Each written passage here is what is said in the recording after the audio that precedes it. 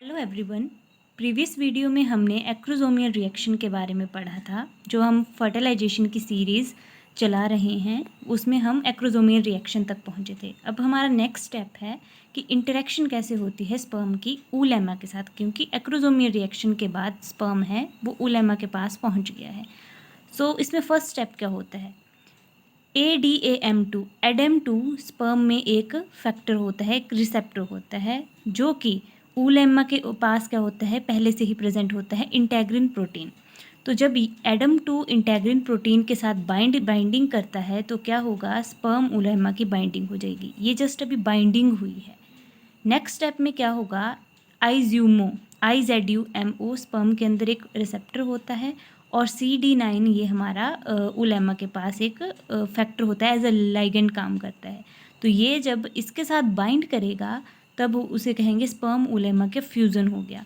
और जब इनकी बाइंडिंग होगी, बाइंडिंग तभी होगी जब सेम स्पीसीज़ का स्पर्म एंटर किया होगा फीमेल उलेमा के पास। अगर बाई चांस जोना पेलुसिडा से कोई अनदर स्पीसीज़ का स्पर्म एंटर हुआ है तो CD9 अलाउ नहीं करेगा आगे की प्रोसेस को। तो स्पीसीज स्पेसिफिकेशन यहाँ भी होती है, जैसे कि जोना पेलुसिडा मेम्ब्रेन में भी हुई थी। फिर क्या होता है, स्पर्म आया ऊलेमा के साथ, ये मान लिया हमारे ये एग है, एग की ये ऊलेमा ये लेयर है बाहर की, उसके साथ उसका फ्यूज़न हो गया।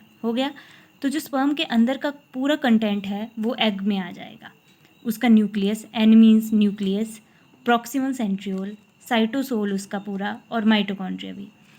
तो बात करते हैं माइटोकॉन्ड्रिया की। तो जो मेल का स्पर्म में जो मेल का माइटोकॉन्ड्रिया है उसका कोई रोल नहीं होता है। फादर के माइटोकॉन्ड्रिया का आगे की प्रोसेस में कोई रोल नहीं होता है, तो इसको अवॉइड करेंगे, इसका ये यहीं स्टॉप हो जाएगा। फिर जो उसका साइटोसोल होगा उसका काम होगा जो माइटोसिस या मियोसिस प्रमोटिंग फैक्टर्स होते हैं उनकी एक्टिविटी को ये स्लो डाउन कर देता है।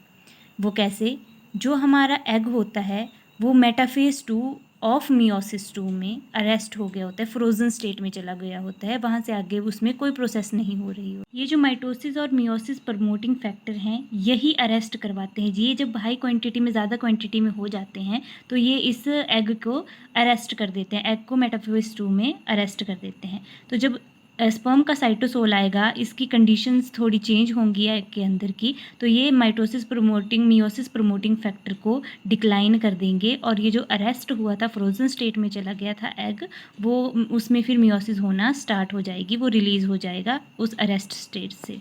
फिर मियोसिस 2 होगी तो वो डिवाइड करेगा और उसका प्रॉपर मैच्योर ओवम बन जाएगा, उसके गैमीट्स रिलीज़ होंगे और जो उसका एग का न्यूक्लियस और जो मेल का न्यूक्लियस आया था वो आपस में फ्यूज़ होंगे और उसकी फ्यूज़न की प्रोसेस को कहेंगे सिनगैमी प्रोसेस। और सिनगैमी होगी और उन दोनों के फ्यूज़न से बन जाएगा जाइगोट फिर फर्दर क्या करेगा, मोरूला, ब्लास्टूला, गैस्ट्रूला, उन स्टेजेस में जाएगा और फिर ह्यूमन की डेवलपमेंट होती है। तो फर्टिलाइजेशन का टॉपिक हमारे यहाँ कंप्लीट होता है। इसमें बसती है पॉलीस्पर्मी वाली कंडीशंस। अगर एक से ज़्यादा स्पर्म फ्यूज़ कर जाते हैं तो क्या होगा, या फिर एक से ज़्यादा स्पर्म को फ्यूज़ होने से रोकने के लिए कौन कौन सा सिस्टम होता है, तो वो हम नेक्स्ट वीडियो में जानेंगे। तब तक के लिए वीडियो को लाइक करें, शेयर करें और चैनल को सब्सक्राइब करें।